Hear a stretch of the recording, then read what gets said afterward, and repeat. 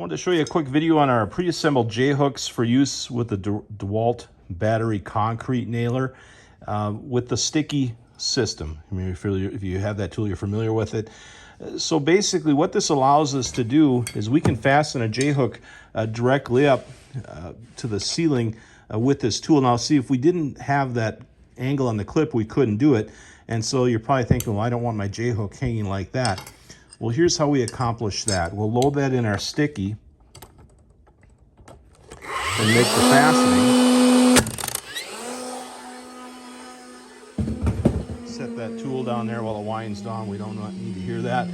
So once that's fastened, all we need to do is bring our J-hook up to our 90-degree level and you're set to go. So it's really kind of a neat system. You can use it for threaded rod and other applications as well. But we have these J-hooks pre-built and ready to go in 3/4 and 2-inch size on our site.